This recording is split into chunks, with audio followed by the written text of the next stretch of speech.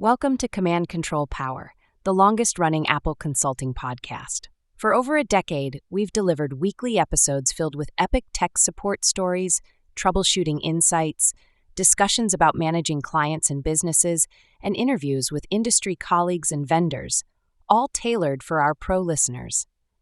We also offer exclusive content through Patreon. This private podcast feed is designed specifically for IT professionals, providing valuable advice and guidance on tackling the more complex aspects of running your practice, working with clients and employees, and managing device fleets. With a modest monthly contribution, you'll gain access to a wealth of advanced Apple expertise, meaningful connections, and a community driven by a shared passion for Apple technology. Visit commandcontrolpower.com and click support to learn more. And now, on to the show. Welcome to another episode of Command Control Power featuring all three of us. Now, I'm very curious. You guys just recorded a show, just the two of you. How did that go? That's a very rare occurrence. It was rare, and I think we killed it. I think you could take a while off, Joe, at this point. I'm down. All right. That's all I need It was to hear. rarer than an Elvis sighting. Nice. Yeah. So in the intervening weeks here, since we last recorded, we had, of course, the big liquid glass announcement from Apple. Did you guys cover any of the announcements at the latest Worldwide Developers Conference? No, we just focused on ourselves, pretty much. Okay. Good. All right, good. Yeah. That's what the people want to hear. I just thought it'd be worth recapping for people. We have between now and probably October when these new OSs will ship. Of course, everybody knows they're known as the 26-year releases, which I think will make it much easier going forward. Although I did think it was a little interesting that it sounds like it shortens the length of time of support from our client's perspective, potentially. I don't know if you guys thought about it like this, but so they're released in October of 25, right? And they're called, let's just take macOS 26, for example.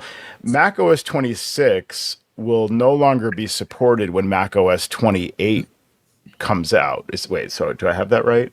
I think I have that right. Wait, no, I think based on that. Do I have that wrong? it will. I think it will support the previous two, won't it? Sorry, 29. Yeah. Which will come out in October of 28 if they follow the traditional playbook. So October of 2028, they'll release macOS 29. That's when macOS 26 will no longer be supported.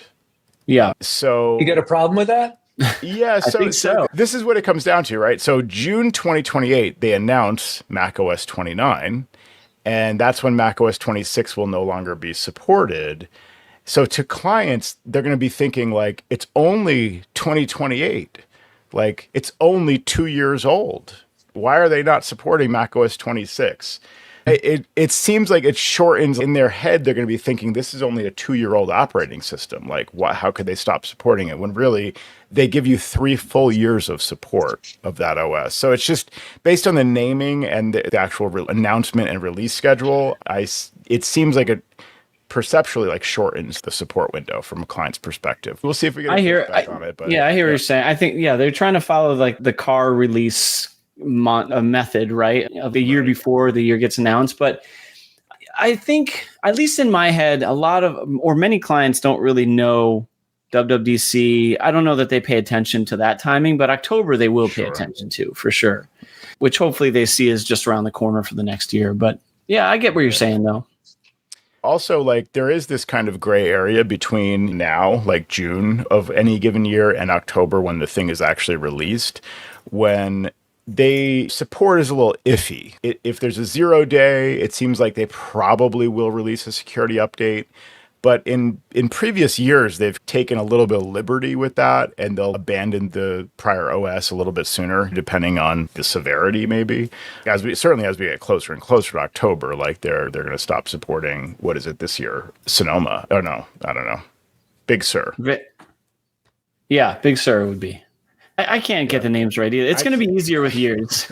I know. Exactly. I'm actually really appreciative because a lot of people have pointed out which iOS version corresponds to which macOS version and what year did that macOS version come out and like when does it stop being supported. It's very confusing. So yeah, just having a consistent year across all the OSs actually seems pretty smart. Yeah, we'll see. We'll see if the people have that thought process that you were mentioning, but we'll have to wait a few years. So we'll have to come back to the future show. I am running liquid glass. Nice. All right. Yeah. I had a feeling you might be. How is it? Yeah, I just couldn't resist. Yeah. There's not much. There's a little. It's the little WYSIWYGs, the little screen animations, but there's really very little incompatibility that I'm seeing. It hasn't crashed on me. It's very stable, and this is the first developer release. So everything works. Ring Central works. I'm still getting my text messages. Nice. The only crazy thing is I have a group text message with you guys, and let's see if it does it right now. You guys vibrate back and forth. The actual little circle will sometimes go like that. It'll just be like weird. Unstable. It's very weird. But other than that, it's good. No problems. My take on it is liquid glass looks really cool. A lot of people have talked about it, but it's something that it seems like will be hard for other vendors to fake. There's a lot of stuff that seems to work at a lower level with the OS across the various OSs and so on. So it looks cool. It sounds like it will probably require a lot of work from some developers and some work from all developers. So that's the part where I think we're in for maybe up to a year of inconsistency across the OS. If your app is not updated to support liquid glass, there may be places where it works by default if it's been recompiled, and there may be places where it's just the old manually configured interface that's not yet updated. Some developers may opt out of it entirely, and it's still going to look like the old-fashioned view for a while. So it's going to be inconsistent depending on the app and depending on the screen of the app and so on. And again, some apps will require a lot more work than others. But I think it's good that Apple's still trying to do new things like this, and it's been a while since they've done this. It's time, I think. So that's pretty interesting. But I must say, there's nothing really revolutionary going on right now. It's an early release. Okay.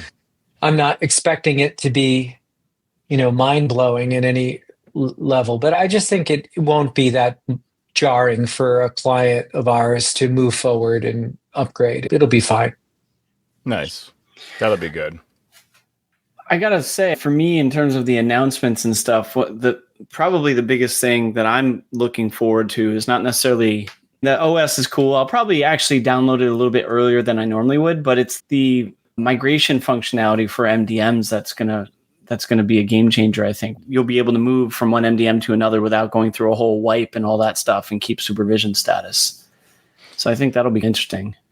That is interesting. Yeah. Can you say more about that? Like the way it is now, it's all manual, right? You've got to basically unenroll, remove an agent manually, et cetera, and then re-enroll. And if you want to be supervised, you have to actually erase and re-enroll. Yeah, on iOS at least, or iOS, iPad OS. So what it looks like, and I'm still digging into it a little bit, but is that you'll be able to say, hey, I'm still supervised and managed, but I'm just moving over to this guy now. Right. And that would be pretty phenomenal, I would say, for situations like that. I don't know, school changes vendors, or you move MDM suppliers or anything like that. It would be pretty big. Interesting. Yeah, I have a client right now that's using Jamf Pro in the cloud and for their iOS devices. And I wanted to move them to Adigy, and it just didn't make any sense to do that. Like, why have to erase all these iPads and iPhones? Yeah. Because they weren't really going to save any money. Jamf Pro, what's the official product name of that? Jamf Pro? Yeah. Sam? But in a school, you're probably getting a really good deal, I'm assuming.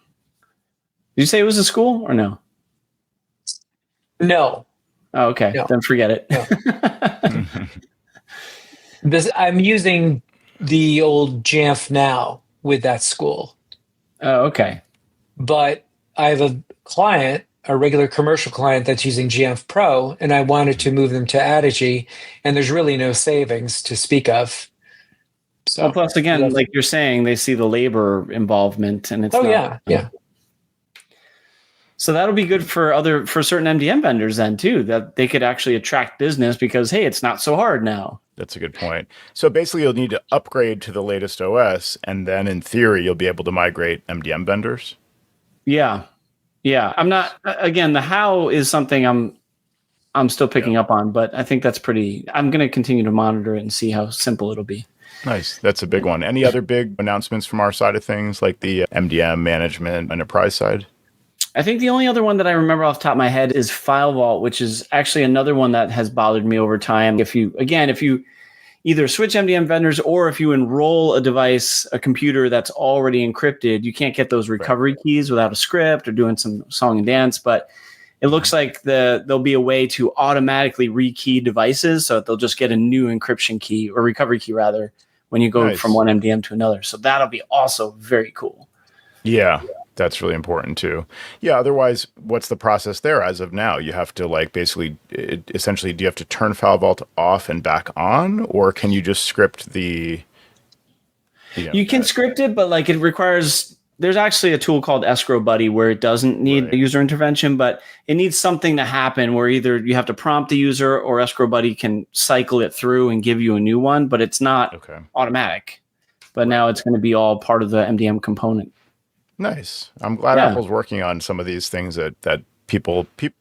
I was just going to say people like us, but it's more people like you, Sam, that would ask for that and benefit from that. Because we're all using that. I mean, my world is a little bit simpler. I haven't even had to deal with an MDM migration, for example, not in recent years that I can think of. Yeah. But yeah, those are very nice quality of life improvements for people in our world. Your world, Sam, frightens and confuses us. Yeah, exactly. I was waiting for that, Jerry. Yeah. Going back to my simple world of just the general approach here. So Tahoe does not work with any Intel MacBook Air or Mac Mini, which I thought is just a good thing to keep in mind. So I have an Intel. I agree about the MacBook Air. There was never a good Intel MacBook. Actually, the older Intel MacBook Airs were better than the later generation MacBook Airs, which is really interesting. Sam and I have talked about this on the show, but there were a few model years there, and I can't remember if it was 2017. It was certainly 2018 and 2019 that were just really bad, and it's almost all of them. And again, this is one of those Apple dodged something, they dodged an Intel MacBook Air gate type situation, because there are cases where clients are just my MacBook Air it just runs so poorly, and it sounds like it's working really hard. They're describing the fan basically running at full speed, and it feels hot, and it's just really slow. And I've experienced this with two of Ashley's computers, two in a row. And they were just I'm glad they don't run Tahoe. So I agree about that. The Mac Mini, I've never had any particular issues with an Intel Mac Mini. I do have one still deployed to a client operating as a server, because they need not only file sharing, but also they run a Photos app, accessing it from multiple different machines in their studio. They use essentially screen sharing to access multiple user accounts on the server, and they're able to open the Photos libraries like that, in addition to running FileMaker. So because they have several different things that all run on this Mac, it made sense to keep using a Mac and not try to switch to a Synology or something like that, especially for the Photos app part of that. And so we ended up just a few years ago, I'd have to double check when this was, but installing the latest generation Intel Mac Mini. I think it was right before the Apple Silicon Mac Mini came out, and we went with a refurbished Mac Mini. It's running great. Clearly, we see now end of life is coming in basically a year or two at this point. Just something to know if you've got any Mac Minis out there, any Intel Mac Minis out there, they will not run Tahoe, and therefore the clock is ticking. I have one right here. The MacBook Air. Yeah. How do you use it? Is it for testing? And believe it or not, for my classroom. So I'm switching it out because you weren't on the show, but I just got myself a new M4. You're such a slacker not joining every show, but yeah. So I swapped out my M1, and that's going to be my new Mac Mini. Nice. Okay. Yeah. So you saw the writing on the wall there, and it's time. I still have a couple of Intel machines here. I really only need one. Laptops that just sit in a stack underneath my actual everyday laptop, and they're just for testing. So there's still a role, as long as Intel machines are still supportable, again, for the next couple of years, for having one of these machines around. But yeah, in a client situation, we've talked about it before, it's probably worth revisiting, but we don't support a Mac. We don't support Mac hardware after Apple stopped supporting it. So once it no longer gets security updates, by rights, we should not be, in my opinion, we should not be supporting that. Do you guys disagree with that at all? Have you heard from any colleagues of ours who want to keep shoehorning an old Mac that's, it's not getting security updates, but what's the harm? Or, hey, I can make it run the latest OS even though it's not supposed to. What do you guys think about that? Usually I don't think of situations that I'd want to have that, but usually it's not because the consultant wants it, but it's because their arm is twisted from like older unsupported software or something like that, where Sure. and you can't convince the client to upgrade. Or I'm sure we've all had clients like that. Yeah. Yeah, if I get calls like that, I just tell them, we can work with you, but it would be best effort. And you have to understand that this is not standard practice for us. So we will work with you, but you have to understand it's like fixing an old car. Yeah. Yeah, for me, I guess the distinction would be, like you were saying, Sam, if there's some like tie to old software where like there is no upgrade path and there's really no other solution for them, or a case where there's like significant technical debt. And that's the same as what Jerry was saying. Best effort, maybe, if I'm even willing to do it. I probably wouldn't do it for an existing client. Hopefully I would have helped them avoid getting to that point where, again, it's a situation where they'd have to upgrade they need to buy, I don't know, it's a specialized workflow where it's like an audio recording workstation or something, and they need to buy all new like audio interface cards and new hardware, new mixers, new software, and it's going to be like tens of thousands of dollars. Or they could just buy a used machine on eBay and just hope for the best. Like in that situation, I might do best effort, or I might just say it's not for me in that situation. Yeah. But yeah, for any existing client where all they're trying to do is keep old hardware in use rather than kind of decommission it or avoid buying a new Mac Mini at the cost of all of $1,000 or something, I think that's not a good enough reason for me. Avoid using Creative Cloud and trying to use some old DVD disc that they're still loading the software from. I thought of that example and I thought that can't still be relevant, but yeah, I bet you're right. There's still people that are like, I have a copy of CS6 that I got from my old employer or took from school or whatever. Yeah. And they don't want to buy the new thing and subscribe. Yeah. They're shaking their fist at Adobe. Was that was the last version, right? It was like piratable? I think so. Maybe. Yeah. CS6. Probably. Like where it was like a lifetime perpetual use license or whatever. It wasn't like a subscription and you could crack the key probably or whatever. Yeah. I bet you're right. So Tahoe does support a few Intel models. So and they've already announced this is basically the end of the road, but Tahoe does support the MacBook Pro 16-inch 2019 model. So that's about the oldest model supported. The MacBook Pro 13-inch 2020 with 4 Thunderbolt 3 ports. So that was that like last generation Intel MacBook Pro 13-inch that had 4 Thunderbolt 3 ports in it. The iMac Retina 5K 27-inch, not the 21-inch from 2020.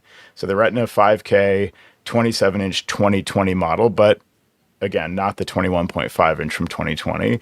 And the Mac Pro 2019, that what do we lovingly call that, the trash can model? Was that what it was?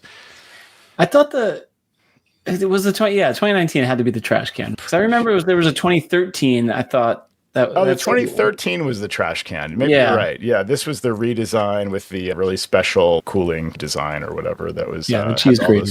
The cheese grater. Yeah, the holes in the front. Exactly. Yeah, not the trash can, the cheese grater. That's right. Exactly.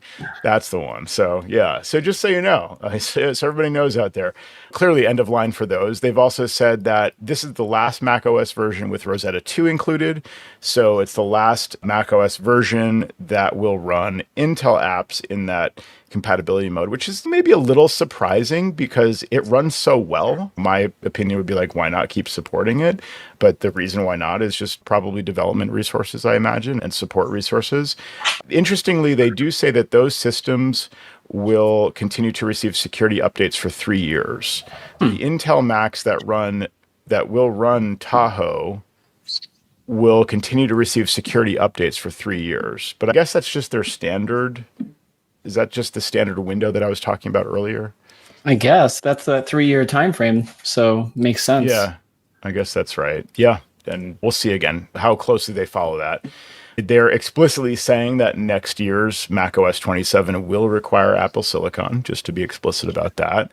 So this really means like basically for all Intel Macs, we have 1 or 2 more years of support. I guess you could say 3 for those exceptional ones, but very few. So on a related wall for Intel, finally. Yeah. Yeah. On a related note, I'm selling my Mac Mini Intel if anybody wants. Nice. Sooner the better, right? Because as soon as it's really the support wanes, although it'll probably pick back up the value at a certain point in a few years if you keep it working really smoothly, there may be a market for it when people start to need Intel and need a machine to run Intel in a few years. Similar to Jerry and I were talking about on a recent show about the older 5th gen iPod touches, rather, that you can be converted and added additional storage to. So that's 20 years. That's all you need to wait, and you can make a couple of dollars. I don't know. Like, all this sounds to me like sometimes when I get these calls from these clients, I'm like, you just need to stop using this computer. You just need to buy a new computer. Come on. Yeah. Like, Agreed. Yeah. I find trying to squeeze the lemon and get as much juice out of it as you possibly can just ends up being diminishing returns, because they're the first people to complain. Like, why is my computer so slow? You're running software on it. Yeah, you're running software on it that really wasn't designed for it. Right. You're running software you're running on a computer that's almost over 6 years old now. Yeah. If it's a 2019. Yeah. It is interesting, though. Sometimes they'll tell you it's only 4 or 5 years old. And so, first of all, they might be totally wrong, right? Or usually what they'll say is it's 3 years old, and actually it's 5, right? And it might be 5 based on date of purchase, but it's a 2019 model. So it's 6 years old from date of release. And that's the date that matters. Like Sam said earlier about the car analogy, the model year, like they'll release halfway through the year or late in the year with next year's naming, just like Apple's doing. macOS 26 is coming. It was announced now in the middle of 2025 and will ship with 2 or 3 months to go in 2025. And that's the kind of important date, or the date when the model was released. So if there's a 2025, I don't know, have there been any Macs released yet in 2025? Or let's go with the 2024 model, right? If somebody buys a 2024 model, like at the end of 2025, when it's still current, or maybe when it has just been released or just been replaced by a 2025 model or 2026 model, in their head, it's brand new. They just bought it. They walked out of the Apple store. They had the unboxing experience, all the pomp and circumstance. They love this whole experience. They remember distinctly when they bought it and when they brought it home, and it's still got that new Mac smell.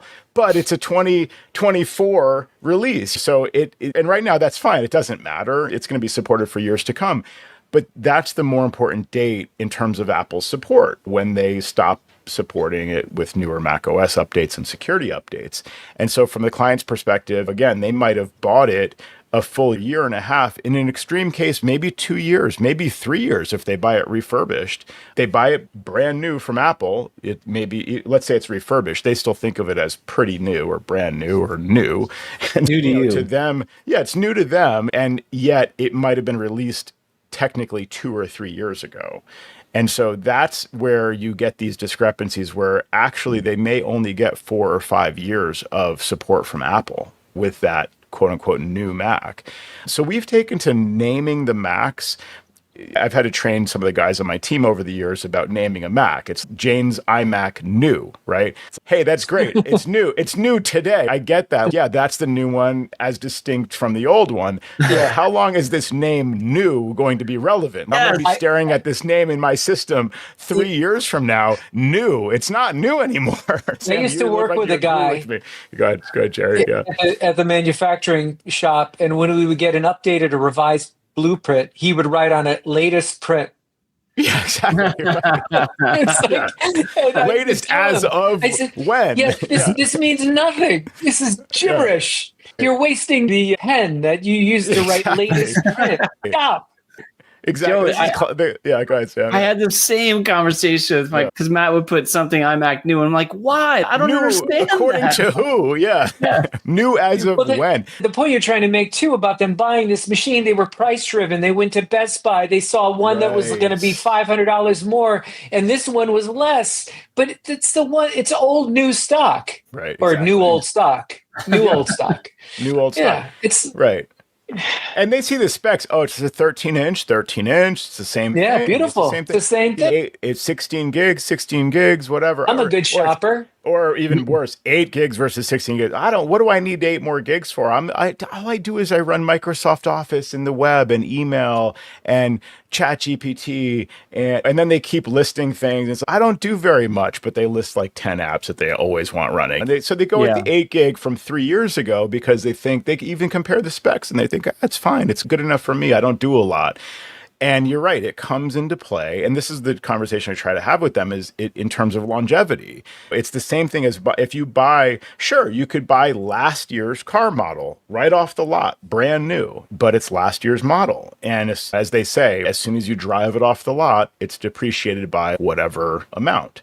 Because if you were to resell it today, you're competing against the brand new model. So you're not going to get the original sticker price. And that's why you get a good deal on it. And, with a car, like, it's not like the manufacturer is going to say a car has to come off the road now because it's been 7 years or whatever. If you want to drive it into the ground until it just totally stops working or it doesn't pay to fix or whatever, maybe that's not a bad deal with cars. But with computers, when there is a ticking clock in terms of the vendor's support, and there are real issues like security issues, that's a different consideration that a lot of people don't apply that correct logic to. So yeah, I love this term new because it's clearly relative. So like, how short-term thinking is it to label it new? Like, new compared to what? So we've just started naming it with the model year of the release, which then a client will say, if they see me naming it, right, and I'm sitting here, clearly it's in the middle of 2025, they must look at me like I'm totally checked out or I'm some kind of idiot when I'm typing 2024. Oh, it's 2025, welcome to and I'm like,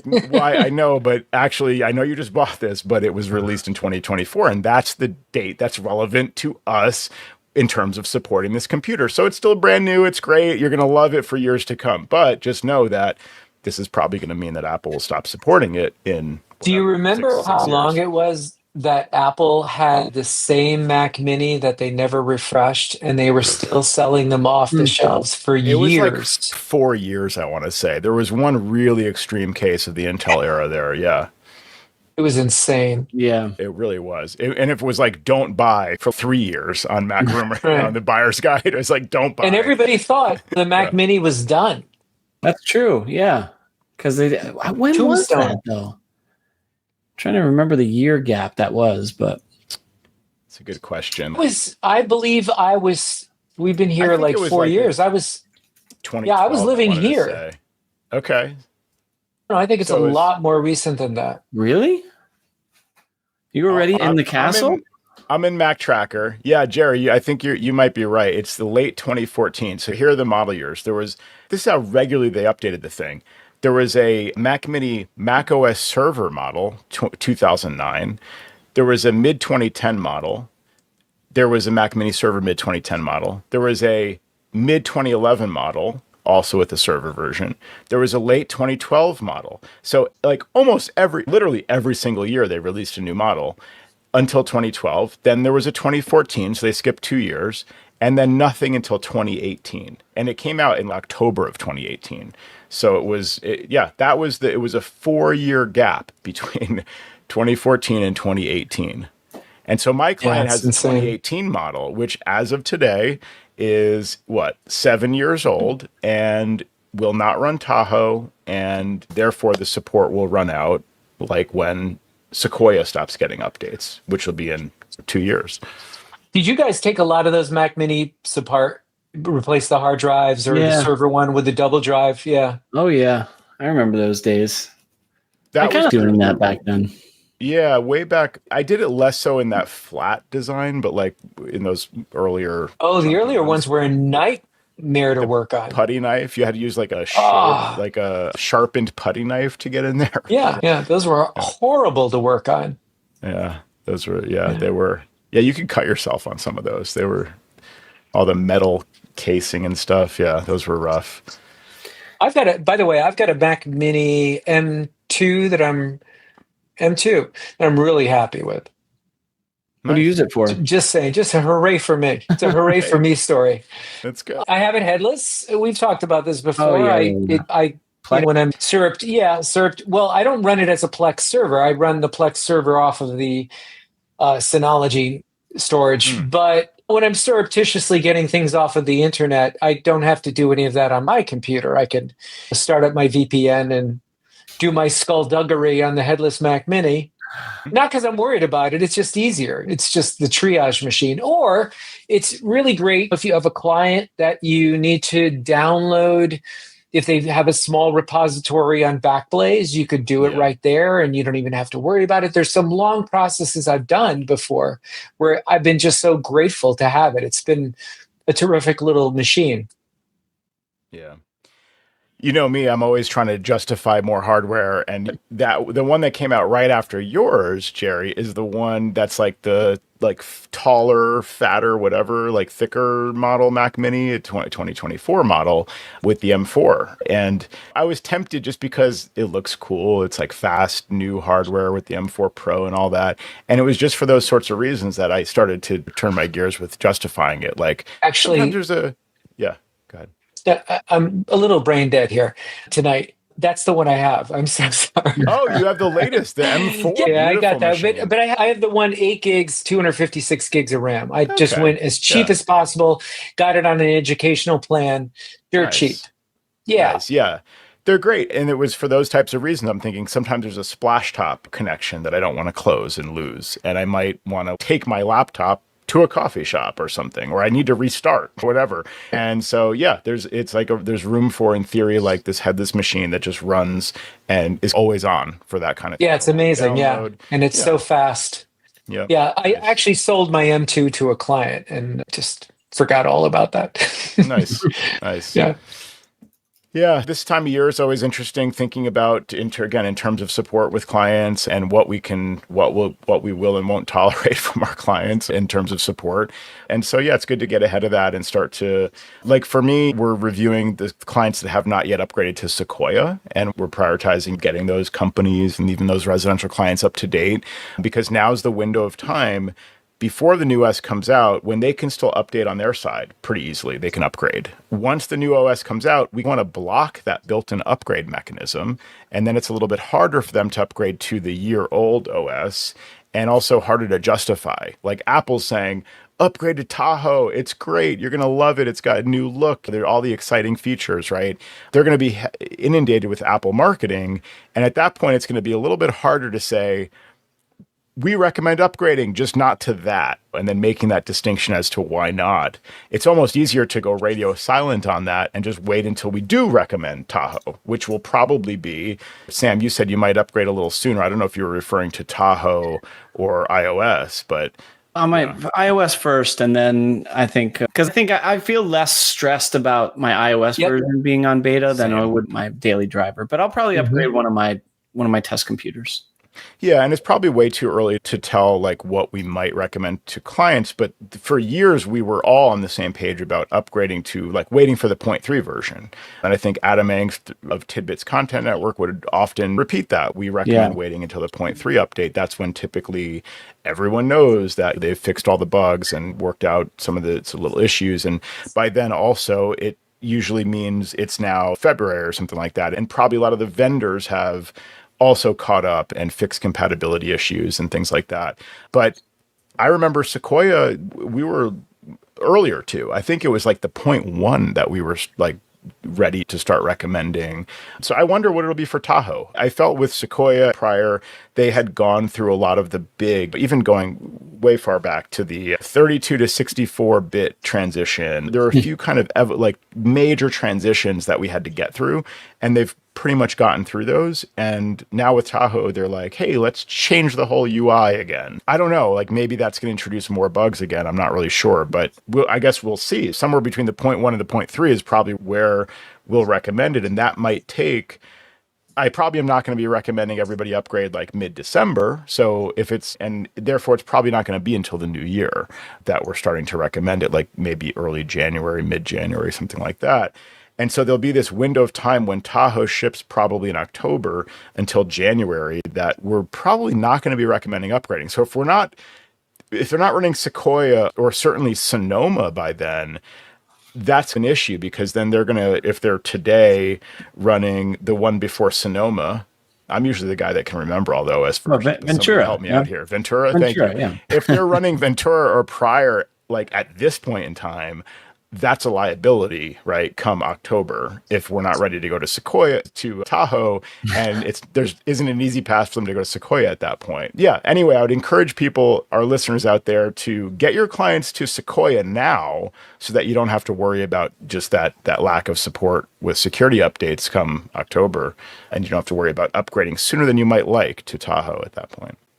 These are the things that keeps Joe up at night, Sam. Sleepless nights, staring at the ceiling. I'll tell you, this generates income. This generates revenue, right? Because there are clients that I will say, hey, we recommend upgrading. We can do it for you after hours if it's a company and they can just leave the Macs on. Or we can send the prompt to their end user and they can do it themselves. Or if it's a residential user, a lot of times they want to have us do it, but other residential users will say, you can do it yourself with our guidance, or we can do it for you. They'll ask, can you do it for me? Great, no problem. It's like look, it's not like really increasing the revenue like by a ton, but in aggregate, it's not bad. I don't know what you guys charge, but it's typically about 15 minutes of billable time. And it's for me, like clicking a few buttons, logging in after the upgrade to make sure it went well, maybe doing some other software updates there. If they're already on our managed service plan, they're getting all their apps are already up to date typically. So there's not much to it, but it does mean a quarter hour of billable time without a ton of effort. So why not do that? Yeah, for sure. It's a lot less scary to do it now remotely than it used to be. So sure, that's at least better. Yeah, great point. Yeah. I'm trying to figure out if Jerry's Subway stop reminds me of, I thought it was maybe at first it was an ad for TechServe back in the day in New York City, but they were one more stop down on 23rd. So was that just something? Modified. Yeah, I modified the type. I think I got one for MacWorks too, but I run a parallel site that also generates no income for me. So it's not. You do make it up in volume though, right? Yeah. I do. Yeah. I'm going to have more by the end of the year. Yeah. So I don't even think I use it on the site. I was just messing around with it. I think I'd probably cop that idea from somebody else. Get one of those Subway signs and just black it all out and match the font and then put on there whatever you want to put on there. It's fun for marketing purposes. If you don't know what we're talking about, you can watch us live or taped on YouTube, and you can see all these great things like what we look like in person, which is sometimes a benefit and sometimes not. That's true. Yeah, depends on the hair. I've had a haircut. Yeah, exactly. Hey, so, go ahead, Sam. Yeah, I don't have a lot to report on this yet, but I did make the move to 1Password MSP. Nice. Recently. Ooh. Yeah, I wish I had more to say just yet. I have it set up, but I will tell you my experience was pretty good. I was a little surprised because so just to break it all down, I think they sent out a mailing of some kind, right? An email that said, I forget how it was broadcast to us. We should move to MSP, but we all got it, right? You guys received it as well? I'm pretty sure I got an email like that. Yeah. You didn't, Jerry? Not sure why, but yeah. Please. I have something to add to this, but go ahead. It came from Juan, right? Came from Juan. It came from Juan. 1Password, the founder. So I have, and I think at least one of you guys do, like I have my company account and then I have my family account, and we have it through the ACN program, or we have the company account through the ACN program, and then we get a free family account. I was a little concerned because I have 5 users on my company account, and then we were allowing one of my clients to access one of our vaults. So it was a guest account, but it was a 6th person.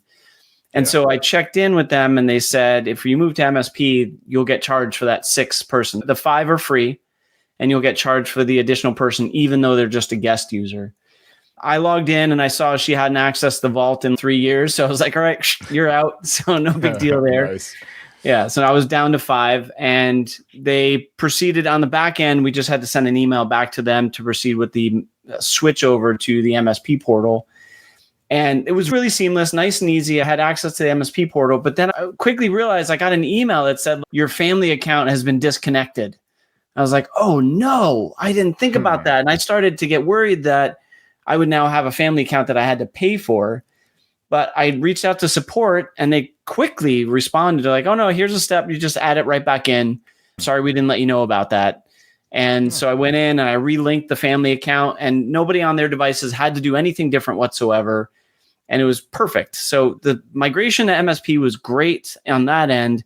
I haven't added any clients yet or done anything to say, here's what makes it worth it, or here's the revenue from that. But I'm starting out. And Jerry, you had a question on it too, I think, right?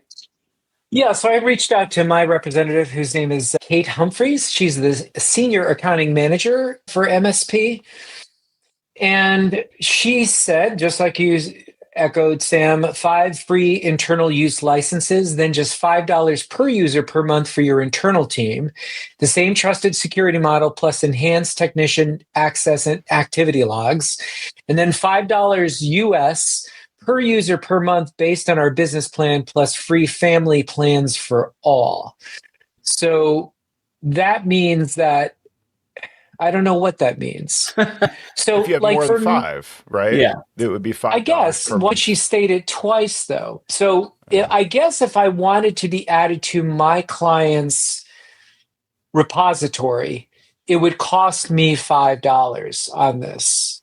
That's the way I'm understanding this. And then I would still get my free family plan. So the way I use 1Password right now, I have a free family plan, but I didn't really see any need for me to switch because I'm not sure I have anybody who's I would have to eat that $5. So now I'm paying them $60 when I didn't.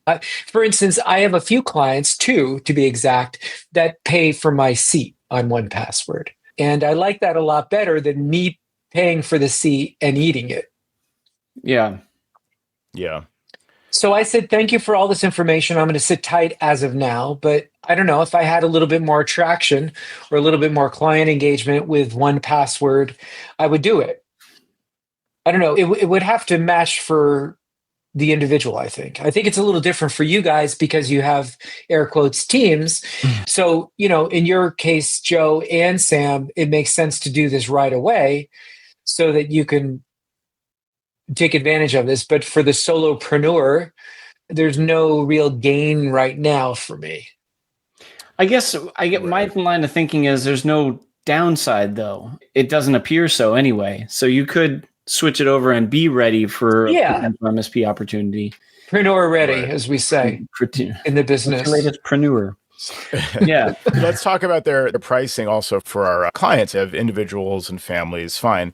Then you get into business, which is really where this is relevant. I haven't found a need in a family or individual case lately, now that Apple's built-in stuff is so much better. But the team starter pack is up to 10 users per month for $19.95. So you could be paying as little as $2 per user per month with the Teams plan.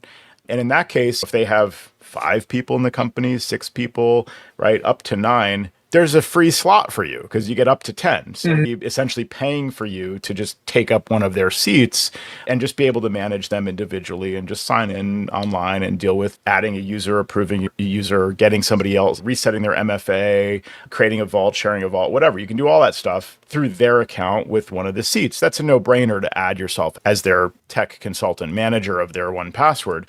But if they're on the business plan, they're paying $7.99 per user per month. That's also when paid annually. So they have to prepay for the year for that number of users.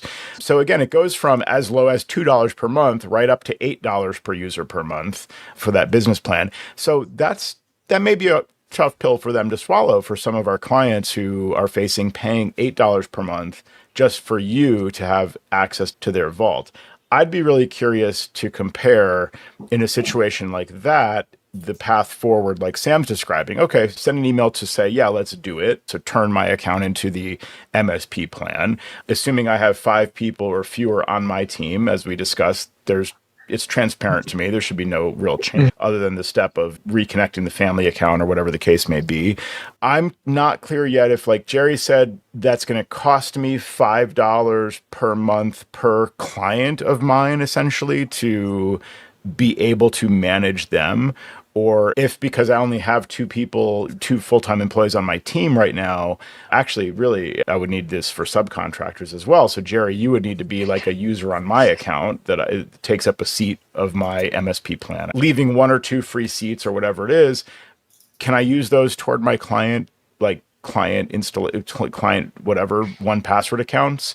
And Yeah, do you see that as a cost to them or to me where that goes? So good point. So I actually read a little bit more of the exchange I had with her, and I said, my understanding was that there'd be no charge since we are Apple consultants for the MSP account. Is that correct? And she said, the Apple Consultants free promotion is only available for 1Password Direct. MSP is billed differently. See below. And that's what I read earlier.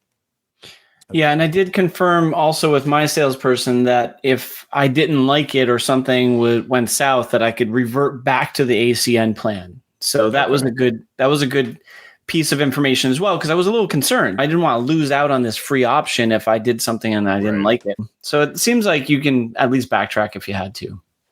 Okay, that's good to know. So I would ask you to report back, Sam, when you've got your first MSP client connected to your plan. I guess the one question is, does that just bill them? Does that add a seat on their plan, or does that add a seat on your plan, or both? Who's paying? Yours, Sam's plan. Yours. Which I guess makes sense, and then it would just be passed on to the client. It also means essentially you're only paying $5 a month per client. That's the thing I'm not sure of, because I don't know that it's the $5 plan for our MSP customers. Because if I go into my MSP portal, I can add a new customer and then they have their own portal. It's not like part of my portal. But I can't imagine that given 1Password publishes its pricing publicly that we would, because $5 a user for a team wouldn't make sense. Like I couldn't get any MSP clients under 10 users if it was $5 a user, right? I got to imagine that's what I'm trying to figure out. There's got to be some pricing for us on those plans that are on the back end that we get billed $16 for a team's account and we can bill them $19.95 or something. I think I smell a little flim flam here. Yeah. From 1Password. Is the point of this that you can resell it to your clients? Or I thought the point of this was that we can just have access to their... Right. To prevent the whole, they get locked out because they screw up the MFA. Like this happened. I told this story on 2 recent shows. This happened to 2 different clients. But isn't there an option for reselling in here as well? I gotta look. That'd be interesting. And then more to that point, if they're on a team starter pack and they're paying $20 a month and they have, again, they're only using 8 seats or something like that. In theory, I could just be added as one of their seats for free versus like me paying $5 for the privilege of managing their Teams account. Can I even manage their Teams account, or do they have to be on a business account? These are some of my questions. This is why I wanted to have someone from 1Password on the show to actually promote this to our listeners and answer some of our questions. But here we are struggling. We need Kate Humphreys on here.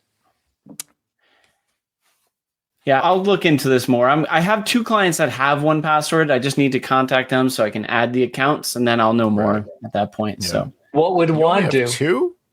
Yeah, we need to get Juan on the show. 1Password.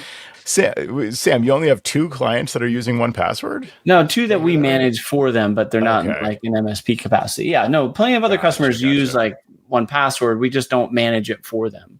And it's similar for us. We only have maybe a few that we manage it where we have like a user on their account, and we really should be on almost all of them because it would just make their life easier. They want us to be able to do all the things. Somebody leaves the company, we can revoke their access. Somebody joins the company, we can invite them and share the correct vaults and whatever the case may be. Yeah, it'd be interesting to see more about that. That's good to know that it's easy to get on board and there's no cost in theory to us. Same deal, more or less same deal as what we have now. And you can revert back if you have to. So no downsides. Excellent. So I have a UniFi thing. Can we chat about that? Do we have a few minutes here? Let's see. We've been going for 50 What does the hands of the clock say? So I don't have a clock with hands. I need to find one and get back to you. What does the minute hand say? I just wanted to say, go ahead, Jerry. When I was a kid, I was really freaked out by grandfather clock on Captain Kangaroo. Do you guys know what I'm talking about? I remember Captain Kangaroo. I don't remember the grandfather clock. Yeah, it scared the heck out of me. Go ahead, Joe. Did it just go off randomly? What was the scary part? He had eyes and everything. He talked. I just looked it up. I remember. Yeah. It does sound scary. Okay. Yeah. Thanks for sharing. Oh man, is that, and I actually that explains a lot in terms of your time management and like if we're like, The clock. if we're I'm one very behind prompt. schedule, Yeah, I don't Jay's want to very be. it all goes Yeah, back no, to that listen, grandfather clock on Captain Kangaroo. Who knew? scared the I had heck no out of me. idea. You better be Yeah. on time, Jackson. I better not bring up the UniFi topic then, because we're going to go over if I do that, and then the clock's going to get mad I at turn you, into a pumpkin. Yeah. No, I'll just tease this. Basically, I think I still have issues with my U7 Pro, my UniFi system. I talked about this months and months ago when I went from my UniFi Dream router, like early access model. I switched from that, which was Wi-Fi 5, to a Cloud Gateway Ultra with a U7 Pro. And hey, cool, Wi-Fi 6 gigahertz. That's better than 5 gigahertz. It's one more gigahertz. It's great. Sounds awesome. I wanted that. And so I had all kinds of trouble just walking just down the hallway. And sure, there's the angles of the walls and what's the type of construction. And it's not just about the distance, but the distance is very short. And it seemed crazy that I would have like literal dropouts of the Wi-Fi connection. And I tried all kinds of things. I thought it was better when I tweaked the setting to require the minimum RSI or whatever it's called, minimum signal strength and these kinds of minimum RIS. RISI. No cap. Minimum RIS. No exactly. cap. No cap. Right. And they require minimum I RIS. love how everything comes around. Love that. It's amazing. Love that. It's like we planned it. So it didn't seem to solve it. And what I realized is my troubleshooting was flawed from the beginning. What I should have done is narrow the troubleshooting and just simply turn off 6 gigahertz from the start and see if that was the issue. Anyway, like ultimately, and this isn't recent, but I ended up doing that. It's much better just with 5 gigahertz. Yep. Hey, it would be cool to get faster speeds and lower latency here in this very room where the access point is, be able to have 6 gigahertz for that purpose, but be able to revert back quickly to 5 gigahertz as soon as it drops off. I never was able to tune it in where it worked reliably over time. So I may revisit that, but that was just my thinking on that. But Jerry, what's been your experience with exactly what I had to do in the educational environment where they were still complaining. Turned off 6. Yep. They went silent. Very.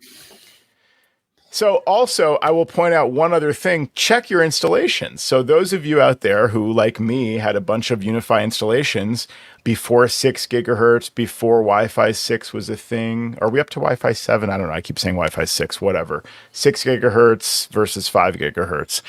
So if you migrated your controller and you installed new APs as part of a network upgrade project for a client, I bet that 6 gigahertz is actually turned off in a lot of your installation. Don't ask me how I know, but I'm pretty sure that this is actually why I didn't have this problem with a lot of my clients. And I experienced it myself. But with a lot of our client installations, we never enabled 6 gigahertz. And clients never asked for it. And they never complained. In fact, they praised how good the upgrade was. So yes, going to new access points was great. And the new controller is always a good idea, and the new gateway and whatever. These things are all nice upgrades, hardware refresh, it's nice and stable, whatever. But it turns out that even though the access points support 6 gigahertz, there's a checkbox in the interface that you have to actually, if the previous controller and the previous access points never had 6 gigahertz. Again, don't ask me how I know, but just word to the wise, check it out. But now I'm wondering if you're in this situation, hypothetically, what should we do? Should we just enable 6 gigahertz and see what happens? Because we're not on site. Yeah. And Jerry, you found you had to turn it off. Yeah. Yeah. You're messing. Don't mess with a good thing. Yeah. You want trouble? Leave it off. Yeah. Yeah. I think that's the general statement of what you learned too, Joe, right?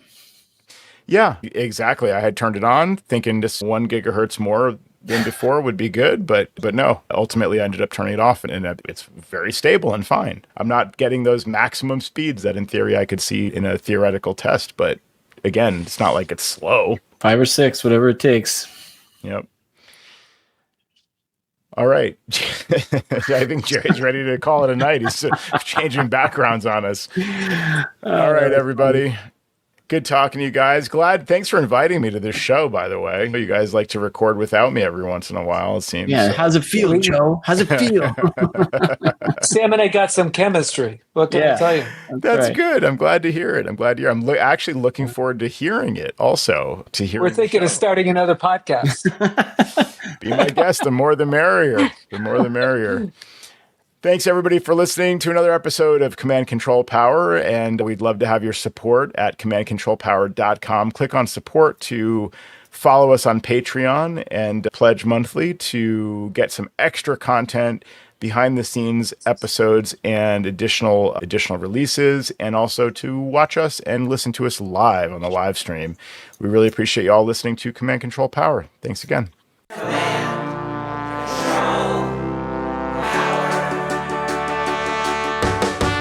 Jerry does his voices of customers of all kinds. Am I on the cloud?